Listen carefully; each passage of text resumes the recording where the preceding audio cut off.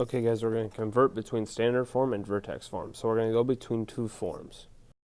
Okay, so the first one we talked about recently, it's just vertex form. So y equals a, x minus h plus k. And our vertex is just our h and our k values. Okay, standard form we've talked about when we were solving quadratics. That's when we have it as ax squared plus bx plus c. Now if you notice, our a match, but the other letters do not. Now when we find our vertex for standard form, the way to find our h value, or our h point, is negative b over 2a. Now in order to find k, we'll get that h value and then we'll plug it in to find out what k would be. Now if I go from vertex to standard form, okay, we're going to rewrite our parentheses twice, distribute the a to the first set, multiply or FOIL our parentheses, and then combine like terms. So let's take a look at an example. Okay, so at this example, the first thing that I'm going to go ahead and do, since I noticed it's in vertex form, we're going to write it in standard form. So I have y equals negative 2, and then since it's x plus 1 squared, that means I can just write the x plus 1 twice.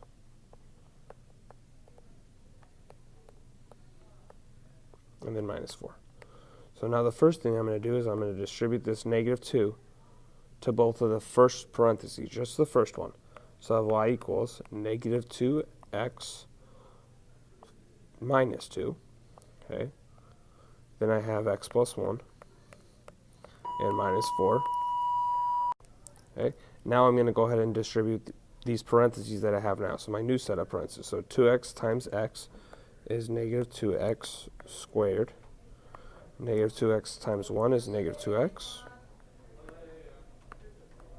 Negative 2x times x is negative 2x. And negative 2 times 1 is negative 2. And then don't forget to bring that 4 down, just minus 4. Okay, this is what y equals. So now I can go ahead and combine my like terms. Okay, so I have y equals negative 2x squared minus 4x. And then negative 2 minus 4 is negative 6. Okay? Remember, we want it to look like y equals ax squared plus bx plus c. So that's exactly what I have, so that is my answer. Okay, let's take a look at this example. Same thing, I have y equals, and we're going into standard form, so I can just rewrite that as x minus 3 twice. Okay, then plus 6. Now I'm going to distribute that, so I have y equals x times x is x squared. X times negative 3x is negative 3x. Negative 3 times x is negative 3x. Negative 3 times negative 3 is positive 9. And don't forget to bring down that plus 6. Okay? Now I can go ahead and combine like terms. So y equals x squared minus 6x. Then 9 plus 6 is 15. Okay? That's it. So we just multiply it out, combine like terms, and then that's how we go from vertex form to standard form. Now when we go the other way, when we go from standard form to vertex form, first we're going to just identify the a because our a values are going to be the same. Okay? And remember, when we want vertex form, we need our h and our k. So we're going to have to find the vertex, which is our h and k. All right, so once we figure out what h and k are, we can take our a, h, and k and plug them into our vertex form, which was y equals a x minus h squared plus k. Let's go ahead and take a look at an example. Okay, so the first off, I notice that my a value for this is 3. Okay, I'll use that later. Okay, but now I have to find my h. Well, remember, h is negative b over 2a. Okay, so opposite of my b is 6, positive 6, over 2 times 3. Well, 2 times 3 is 6, so I have 6 over 6, which we can reduce to 1. So that's my h value, so my h is 1.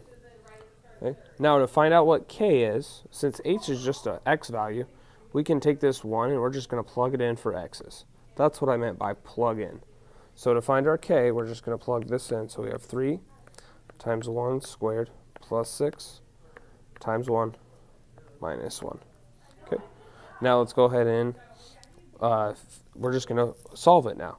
So 1 squared is 1. So I have 3 times 1, which is 3.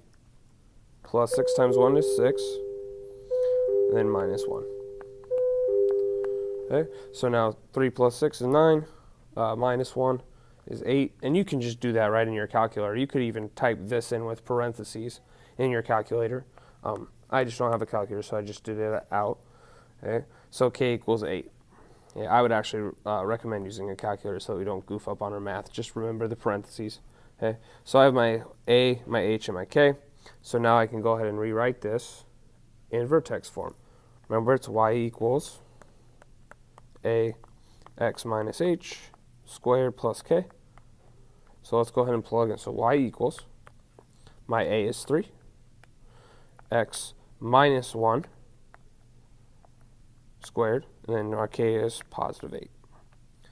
There is our answer. Okay, here's another example. Okay, so remember our a is just 1, so a is 1. Okay, so now I have to find my h, which h is negative b over 2a, or opposite of b over 2a. So opposite of negative 6 is positive 6. Over 2 times 1 is just 2. Okay, so that's going to be 3. So if you want to put the h up there as 3 to kind of keep track of them, you can. Now remember, once we find our h, to find k, we just plug it into our x values. So k equals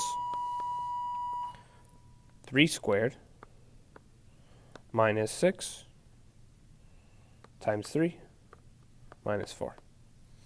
Okay, 3 squared is 9, minus 18 minus 4. Okay, 9 minus 18 is negative 9 minus 4, which would be negative 15. Oh, not negative 15, sorry, negative 13. Okay, and that's our k value. So then now, since we have our a, h, and k, we can go ahead and plug in our numbers. So we have y equals 1, or I could just put nothing there since it's just 1, x minus 3 squared minus 13. And there is our equation in vertex form. Okay, so how can we find the vertex of a parabola in standard form? That's kind of what we just did. So we can find h by doing negative b over 2, or negative b over 2a, or opposite of b over 2a, and then plug in,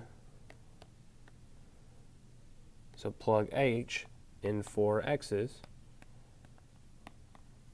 to find k. That's how we can find our vertex given standard form, or in standard form.